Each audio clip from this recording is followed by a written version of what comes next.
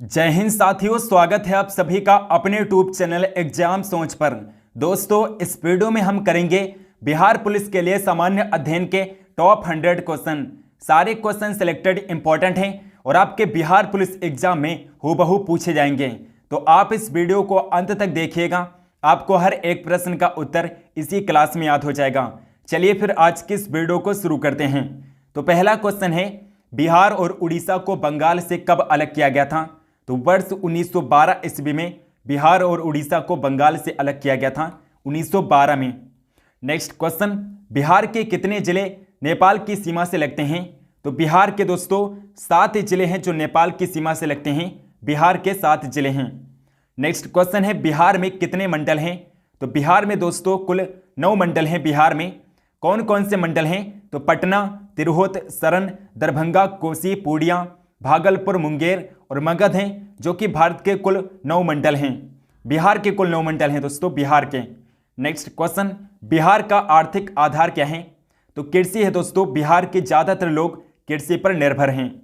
Next question, Bihar की साधारण जलवायु कैसी है? तो मानसूनी है दोस्तों, बिहार की जो जलवायु है वो मानसूनी है। नेक्स्ट क्वेश्चन है, वैदिक काल में बिहार का नाम क्या था? तो वैदिक काल में बिहार को प्राच्य कहा जाता था, प्राच्य वैदिक काल में बिहार का नाम था। नेक्स्ट क्वेश्चन, निम्नलिखित में से किसने नंद वंश के राजा घनानंद को पराजित करके मौर्य वंश की स्थापना की थी? तो मौर्य वंश की स्थापना किया था दोस्तों चंद्रगुप्त मौर्य ने मौर्य वंश की स्थापना की थी। चंद्रगुप्त मौर्य ने अपने गुरु चाणक्य की सहायता से नंद वंश के राजा घनानंद को पराजित करके मौर्य वंश की स्थापना की थी।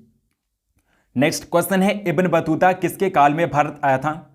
तो इब्न बतूता दोस्तों मोहम्मद बिन तुगलक के शासनकाल में भारत आया था, मोहम्मद बिन तुगलक के शासनकाल में। इब्न बतूता जो कि एक मोरक्को यात्री था, ये मोहम्मद बिन तुगलक के शासनकाल में भारत आया था। नेक्स्ट क्वेश्चन, बिहार में नुहानी वंश का उदय किसके काल में हुआ था? तो नुहानी वंश का उदय हुआ था दोस्तों किसके काल में हुआ था? सिकंदर लोदी के काल में। सिकंदर लोदी के समय नुहानी वंश का उदय हुआ था बिहार में।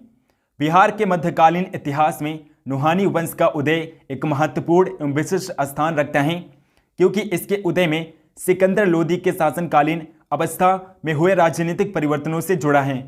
नेक्स्ट क्वेश्चन, शेरशाह सूरी की मस्जिद बिहार में कहां पर स्थित है? तो सासाराम में स्थित है दोस्तों, सासाराम में शेरशाह सूरी की मस्जिद स्थित है। नेक्स्ट क्वेश्चन है, बिहार में सबसे गर्म जल का कुंड कौन सा है? सूरज कुंड है दोस्तों, सूरज कुंड बिहार में स्थित सबसे गर्म जल का कुंड है। अगला क्वेश्चन है, बिहार के मुंगेर जिले में कौन सा जलाशय नहीं है? तो सीता कुंड जलाशय है जो मुंगेर जिले में स्थित नहीं है। नेक्स्ट क्वेश्चन है, चूना पत्थर बिहार के किस जिले में पाए जाते हैं? तो चूना पत्थर सबसे ज्यादा बिहार के रोहतास कैमूर जिले में पाए जाते हैं। नेक्स्ट क्वेश्चन, बिहार में खनिज तेल कहां पर पाए जाते हैं? बिहार में खनिज तेल राजगीर में पाए जाते हैं, राजगीर में। नेक्स्ट क्वेश्चन, बिहार में धान के बाद सर्वाधिक महत्वपूर्ण फसल कौन सी है? तो धान के बाद सबसे ज़्यादा गेहूं का उत्पादन होता है बिहार में, धान के बाद गेहूं का सबसे ज़्यादा उत्पादन होता है। अगला क्वेश्चन है दोस्तों, बिहार के ज्वार उत्पादक जिले कौन से हैं? तो भोजपुर, चंपारण और मुंगेर ये बिहार के ज्वार उत्पादक जिले हैं। नेक्स्ट क्वेश्चन है, बिहार का पहला वन्य जीव अभयारण्य कौन सा था? तो बिहार का पहला वन्य जीव अभयारण्य है नकटी अभयारण्य। नेक्स्ट क्वेश्चन, खैर जनजाति का मुख्य व्यवसाय क्या है? खैर जनजाति का मुख्य व्यवसाय कृषि है दोस्तों, एग्रीकल्चर है। अगला क्वेश्चन है, 2001 की जनगणना के अनुसार बिहार में अनुसूचित जनजातियों की संख्या क्या है? तो बिहार में अनुसूचित जनजातियों की संख्या 2001 की जनगणना के अकॉर्डिंग 7,58,351 है। राइट आंसर ऑप्शन बी हो जाएगा। नेक्स्ट क्वेश्चन है, बिहार में कौन सा पर्यटक स्थल नहीं है? तो बिहार में दोस्तों अररिया है दोस्तों, अररिया बिहार का पर्यटक स्थल नहीं है। नेक्स्ट क्वेश्चन, बिहार का पहला चीनी कारखाना कहां पर लगाया गया था?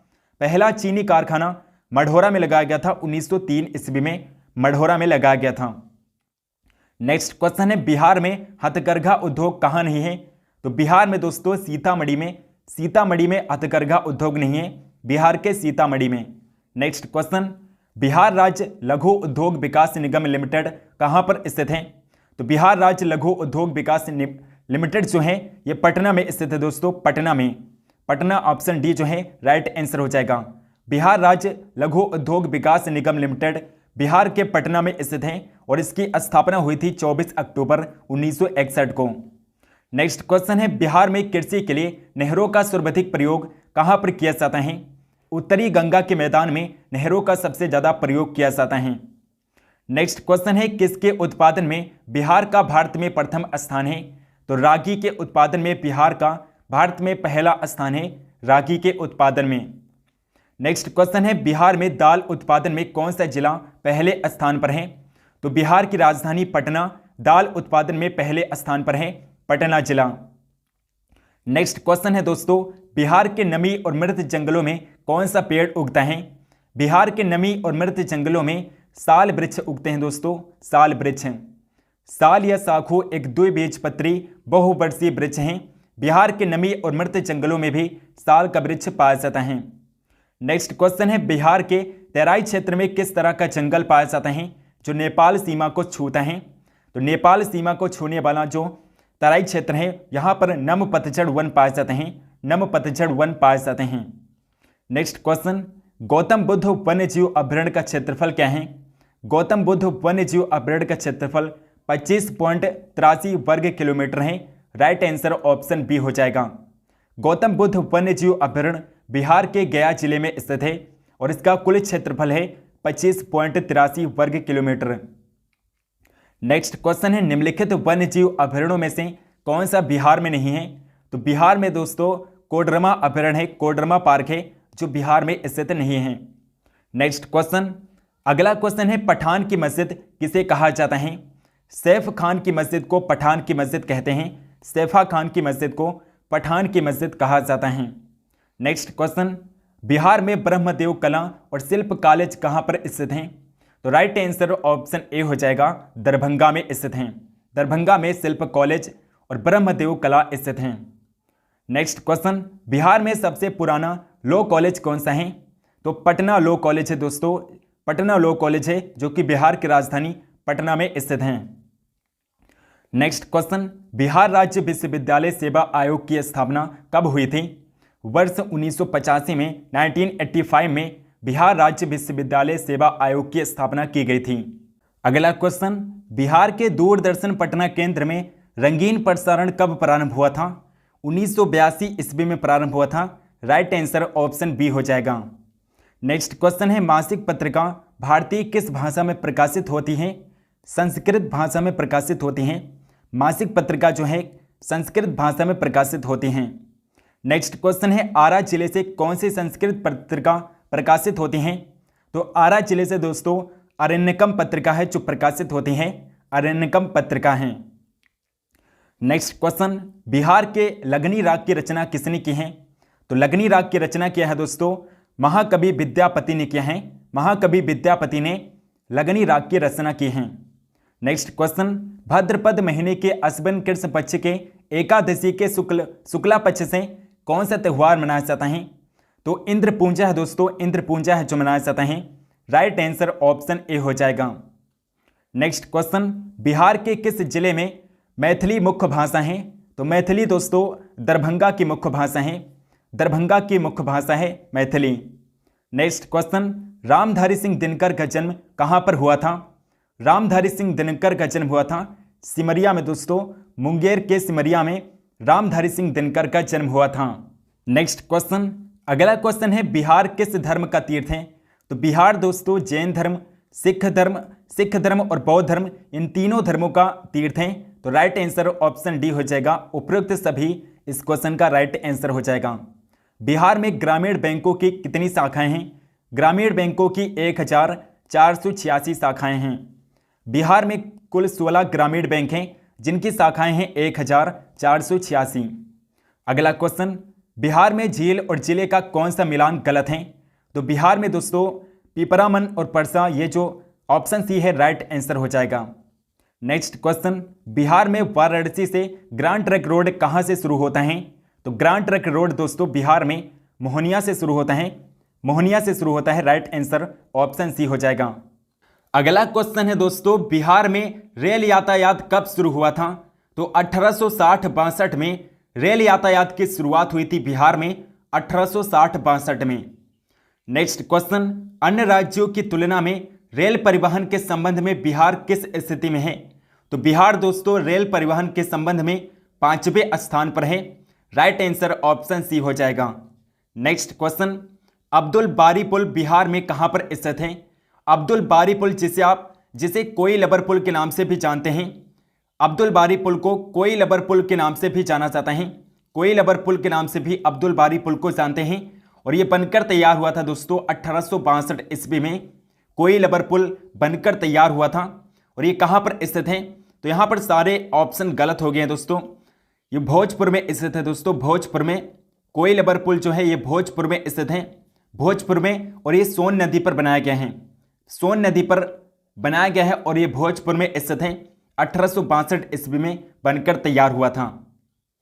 नेक्स्ट क्वेश्चन, बिहार में आंतरिक जलमार्ग विकास प्राधिकरण किसने स्थापित किया है? तो बिहार सरकार के द्वारा स्थापित किया गया है। नेक्स्ट क्वेश्चन है, अक्टूबर 1989 भागलपुर सांप्रदायिक संघर्षों की जांच के लिए जांच पैनल की अध्यक्षता किसने की थी? तो जस्टिस एन सिंह ने किया था। जस्टिस एन सिंह ने किया था। भागलपुर सांप्रदायिक संघर्षों की जांच के लिए पैनल की अध्यक्षता किया था जस्टिस एन सिंह ने। नेक्स्ट क्वेश्चन, निम्नलिखित में से पहली घटना कौन सी थी? तो पहली घटना थी दोस्तों रॉलेट एक्ट। रॉलेट एक्ट सबसे पहली घटना थी। हमारा नेक्स्ट क्वेश्चन है दोस्तों, गौतम बुद्ध के धार्मिक प्रवचनों का संकलन किस ग्रंथ में किया गया था? सुत्त पिटक ग्रंथ में गौतम बुद्ध के धार्मिक प्रवचनों का संकलन सुत्त पिटक ग्रंथ में किया गया था। नेक्स्ट क्वेश्चन है, सिंधु घाटी सभ्यता का पत्तन नगर कौन सा है? तो लोथल था दोस्तों, लोथल सिंधु घाटी सभ्यता का पत्तन नगर था, जो कि वर्तमान समय में गुजरात राज्य में स्थित है। लोथल वर्तमान समय में गुजरात में स्थित हैं। कृष्णदेवराय कहाँ के राजा थे? विजयनगर के राजा थे। कृष्णदेवराय विजयनगर के राजा थे। नेक्स्ट क्वेश्चन है, 1857 के स्वतंत्रता सेनानियों में किसने लखनऊ से विद्रोह का नेतृत्व किया था? तो बेगम हजरत महल ने किया था। बेगम हजरत महल ने 1857 का जो विद्रोह हुआ था लखनऊ से नेतृत्व किया था बेगम हजरत महल ने। और बिहार से किसने नेतृत्व किया था दोस्तों? बिहार से किसने नेतृत्व किया था? बिहार से तत्या टोपे ने नेतृत्व किया था। तत्या टोपे ने बिहार से नेतृत्व किया था। 1857 के विद्रोह का नेतृत्व बिहार से तत्या टोपे ने किया था। नेक्स्ट क्वेश्चन है, गांधी जी द्वारा असहयोग आंदोलन स्थगित कर देने का कारण क्या था? तो चौरी चौरा कांड था दोस्तों। चौरी चौरा कांड की वजह से महात्मा गांधी ने असहयोग आंदोलन को स्थगित कर दिया था।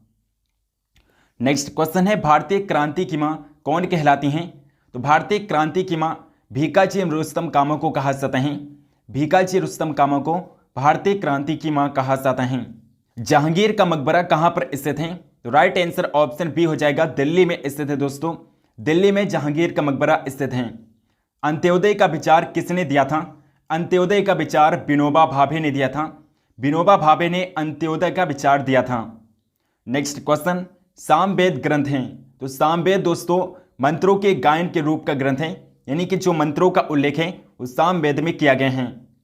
नेक्स्ट क्वेश्चन है, वर्तमान में सिंधु घाटी की उपयुक्त नाम क्या होना चाहिए? सिंधु घाटी का उपयुक्त नाम वर्तमान में हड़प्पा सभ्यता है। हड़प्पा सभ्यता राइट आंसर ऑप्शन बी हो जाएगा। नेक्स्ट क्वेश्चन है, वेदांग की कुल कितनी संख्या है? तो वेदांग दोस्तों 6 हैं, कुल 6 वेदांग हैं। नेक्स्ट क्वेश्चन है, 1605 ईस्वी में मुगल सूबों की कुल संख्या कितनी थी? 15 थी दोस्तों। मुगल सूबों की संख्या 15 थी। नेक्स्ट क्वेश्चन है, भारतीय राष्ट्रीय कांग्रेस की स्थापना कब हुई थी? भारतीय राष्ट्रीय कांग्रेस की स्थापना 1885 ईस्वी में हुई थी। 1885 ईस्वी में। और ए ओ ह्यूम ने 1885 ईस्वी में भारतीय राष्ट्रीय कांग्रेस की स्थापना की थी। ए ओ ह्यूम ने। नेक्स्ट क्वेश्चन है, पल्लव वंश का संस्थापक कौन था? पल्लव वंश का संस्थापक था सिंह विष्णु। सिंह विष्णु पल्लव वंश के संस्थापक थे। नेक्स्ट क्वेश्चन है, ज्वारीय एवं तरंग ऊर्जा उत्पादन हेतु भारत में अधिक अनुकूल परिस्थितियां कहां पाई जाती हैं? खंभात की खाड़ी में पाई जाती हैं। खंभात की खाड़ी में। राइट आंसर ऑप्शन बी हो जाएगा। नेक्स्ट क्वेश्चन है, उड़ीसा किस खनिज का सबसे बड़ा उत्पादक है? तो मैग्नीज का सबसे बड़ा उत्पादक है दोस्तों। उड़ीसा मैग्नीज का सबसे बड़ा उत्पादक है। नेक्स्ट क्वेश्चन है, एल्युमिनियम बनाने के लिए किस खनिज की आवश्यकता पड़ती है? एल्युमिनियम बनाने के लिए किस खनिज की आवश्यकता पड़ती है? बॉक्साइट खनिज की आवश्यकता पड़ती है। बॉक्साइट खनिज से ही एल्युमिनियम बनता है। नेक्स्ट क्वेश्चन है, पक्की सड़कों की लंबाई की दृष्टि से प्रथम स्थान पर कौन सा राज्य है? तो महाराष्ट्र है दोस्तों। महाराष्ट्र प्रथम स्थान पर है। पक्की सड़कों की लंबाई में महाराष्ट्र पहले नंबर पर है। नेक्स्ट क्वेश्चन है, कौन सा कथन सही है? तो कथन ए है, विषुवत रेखा से ध्रुव की ओर तापमान बढ़ता है। विषुवत रेखा से ध्रुव की ओर वायुमंडलीय दाब घटता है। विषुवत रेखा से ध्रुव की ओर वायुमंडलीय दाब समान रहता है। या ऑप्शन डी, विषुवत रेखा से ध्रुव की ओर तापमान घटता है। तो राइट आंसर ऑप्शन डी हो जाएगा दोस्तों। विषुवत रेखा से ध्रुव की ओर तापमान घटता है। आपने पढ़ा होगा ध्रुव की ओर जाने पर तापमान घटता है, ध्रुव पर ही बर्फ जमी होती है। नेक्स्ट क्वेश्चन है, सूर्य के पड़ता एक परिक्रमा करने में कौन सा ग्रह अधिकतम समय लेता है? तो इन ऑप्शन में दोस्तों बृहस्पति है। बृहस्पति सबसे अधिकतम समय लेता है और बुध जो होता है दोस्तों, बुध सबसे कम समय लेता है। यहां पर ऑप्शन में बृहस्पति दिया गया है तो बृहस्पति राइट आंसर हो जाएगा। नहीं तो यूरेनस सबसे ज्यादा समय लेता है सूर्य की परिक्रमा करने में। नेक्स्ट क्वेश्चन, हीराकुंड विद्युत परियोजना किस राज्य में स्थित है? हीराकुंड विद्युत परियोजना जो है ये उड़ीसा राज्य में स्थित है दोस्तों। उड़ीसा राज्य में स्थित है। अगला क्वेश्चन है दोस्तों, पाकिस्तान और चीन को कौन जोड़ता है? तो राइट आंसर ऑप्शन सी हो जाएगा। काराकोरम राजपथ है जो पाकिस्तान और चीन को आपस में जोड़ता है। भारत में किस स्थान पर न्यूनतम वर्षा होती है? तो लेह लद्दाख में सबसे कम वर्षा होती है और सबसे ज़्यादा मासिन राम में वर्षा होती है। मासिन राम में सबसे ज़्यादा वर्षा होती है और लेह में सबसे कम वर्षा होती है। टोडा जनजाति के लोग अधिकांशतः किन पहाड़ियों में पाए जाते हैं? टोडा जनजाति के लोग अधिकांशतः नीलगिरी की पहाड़ियों में रहते हैं। नीलगिरी के पहाड़ियों में पाए जाते हैं। नेक्स्ट क्वेश्चन है, चंडीगढ़ किस पहाड़ी के नीचे स्थित है? तो चंडीगढ़ शिवालिक पहाड़ी के नीचे स्थित है। शिवालिक पहाड़ी के नीचे स्थित है चंडीगढ़।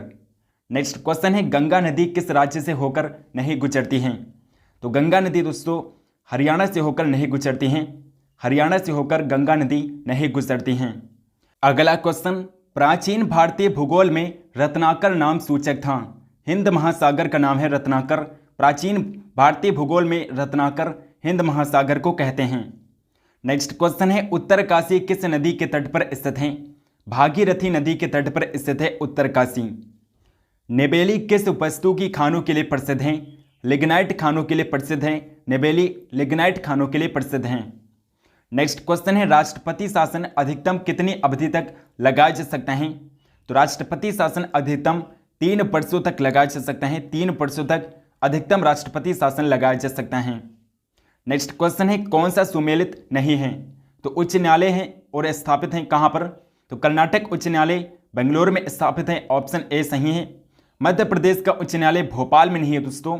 राजस्थान का उच्च न्यायालय जोधपुर में स्थित है और केरल का उच्च न्यायालय एर्नाकुलम में स्थित है।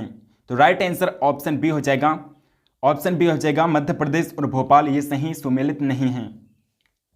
नेक्स्ट क्वेश्चन है, संविधान का कौन सा अनुच्छेद अल्पसंख्यकों को अपनी मनपसंद शिक्षण संस्थाओं को स्थापित करने के अधिकार को संरक्षण देता है? तो आर्टिकल 30 है, अनुच्छेद 30 है जो संरक्षण देता है। नेक्स्ट क्वेश्चन, संसद में आधिकारिक विपक्षी समूह के रूप में मान्यता प्राप्त करने के लिए उसके कितने सदस्य होने चाहिए? तो कुल सदस्य संख्या का 1/10 भाग होना चाहिए।